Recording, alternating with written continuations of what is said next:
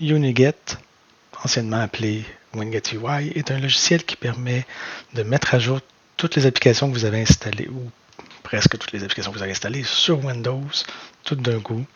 Donc, sous Linux, on est habitué d'avoir comme un entrepôt avec tous les logiciels qu'on peut installer, découvrir, et puis aussi mettre à jour. Sous Windows, on n'a pas ça. La seule chose qui s'y rapproche un peu, c'est le magasin Microsoft que pratiquement personne utilise. Et puis sinon, on a en ligne de commande Winget qui permet justement de prendre ce qui est déjà installé et de les mettre à jour. Et puis, étant donné qu'il y a un Winget qui existe, il y a quelqu'un qui a fait une interface graphique qui a appelé Winget UI. Et puis après ça, il a commencé à ajouter d'autres sources. Donc il y a Winget, il y a aussi le magasin de Microsoft. Là, il y a PowerShell 5X PS Gallery. Je ne connais pas ça. Il y en a un autre truc en ligne de commande qui s'appelle Chocolati. Donc, il supporte ça aussi. Donc, son but, c'est vraiment de supporter toutes les sources éventuellement et permettre de mettre à jour facilement des logiciels ou encore en découvrir ici. Alors, on peut en chercher comme si je cherche Firefox. On peut voir ici, on peut l'installer avec Chocolati ou sinon, wow, grosse liste.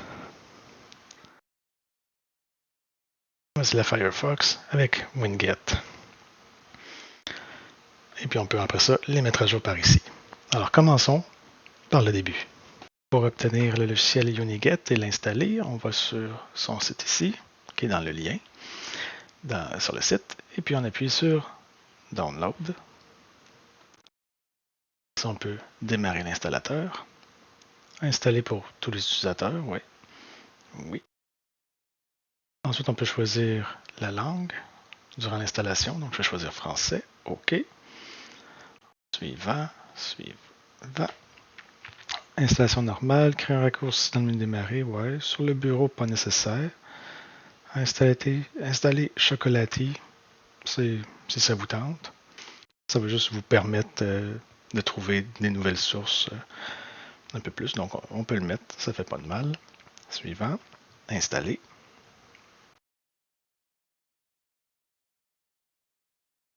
Ensuite, on peut l'exécuter. Donc, lui, il va toujours démarrer avec Windows. Et puis, normalement, il se cache ici. Alors, si vous voulez qu'il soit toujours visible, simplement cliquez droit sur la barre des tâches, Taskbar Settings. Ensuite, ça va être dans les autres icônes du système.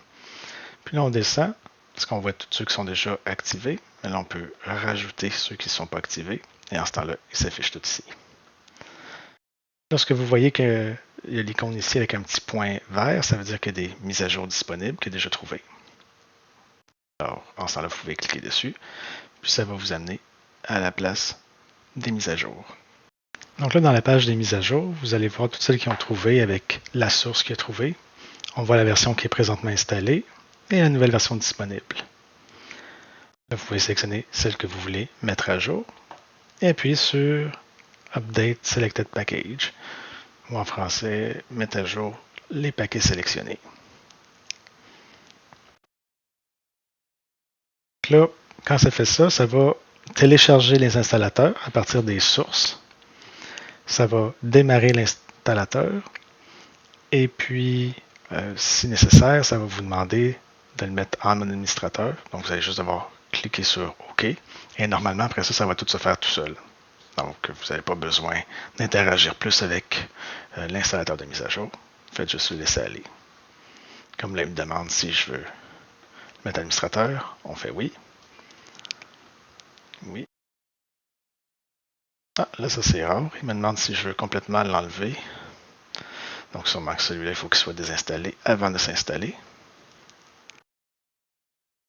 Sinon, d'habitude, il ne fait rien. Tout se fait en arrière-plan. Alors, ça, je fais Finish. OK, il a fini d'installer sans me redemander de faire quoi que ce soit. Puis là, il est passé au prochain. Là, il est en train de mettre à jour aussi. Alors, ça a fonctionné pour les PFS Desktop. Là, après ça, on voit que lui a raté. Mais là, bon, ça continue, alors on va le laisser aller.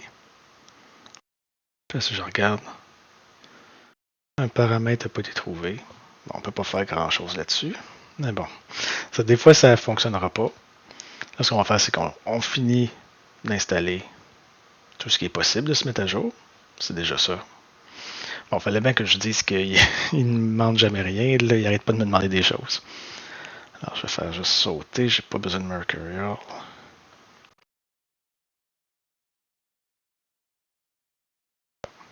OK. Donc là, il a fini de mettre à jour tout ce qui a réussi. Il me dit ici qu'il n'a pas réussi. Normalement, quand il y en a quelques-uns qui ne fonctionnent pas, ce qu'on peut faire, c'est que là, après avoir essayé en mode utilisateur, comme ça, on peut l'essayer d'installer en mode administrateur. Donc là, si on active ça, il nous demande si on veut le mettre en mode administrateur. On fait oui. Puis après ça, ben, il va réessayer en mode administrateur. Mais là, bon, je m'attendais à ce que lui ne fonctionne pas, étant donné la commande bizarre qui est sortie ici. Mais bon, normalement, ça va aider à en débloquer plusieurs autres. Et puis là, après ça, ben, vous avez à décider ce que vous voulez faire avec ce qui reste. Des fois, souvent, il ne reste rien, mais s'il reste quelque chose, vous pouvez soit le laisser là et le réessayer plus tard. Ou sinon, si vous vous dites que c'est peut-être cette version-là qui a un problème, vous pouvez cliquer droit. Puis après ça, dire sauter cette version. Si après plusieurs versions que vous sautez, ça ne marche jamais, ben, vous pouvez dire carrément OK, ignore les mises à jour pour cette application-là. Ça ne fonctionne pas. Si jamais vous changez d'idée, vous pouvez venir ici dans Manage Ignore Update ou gérer les mises à jour ignorées. Puis là, vous pouvez voir qu'est-ce que vous avez marqué à ignorer. Ouais, comme VLC, lui, je sais qu'il y a bien de la misère. Puis là, vous pouvez les sortir de là en appuyant sur les petits boutons de poubelle. Je ne savais pas que je n'avais autant que ça, il va falloir que je vérifie. Peut-être qu'il y en a maintenant qui fonctionnent. Donc ça, c'est tout pour la partie mise à jour. Une autre fonctionnalité aussi, c'est au lieu d'aller chercher sur Internet pour une application que vous connaissez, vous voulez juste l'installer, vous pouvez aller dans Découvrir les paquets, puis là, vous cherchez le nom exact de l'application. Par exemple, je pense que ça s'appelle Greenshot. Ça, c'est pour prendre des impressions d'écran. Là, il cherche dans toutes les sources. Sinon, on peut en spécifier juste quelques-unes. C'est bizarre que juste Chocolatier, parce qu'il devrait avoir les autres. Ah, je l'ai mal écrit. Green Shot. Ah, voilà.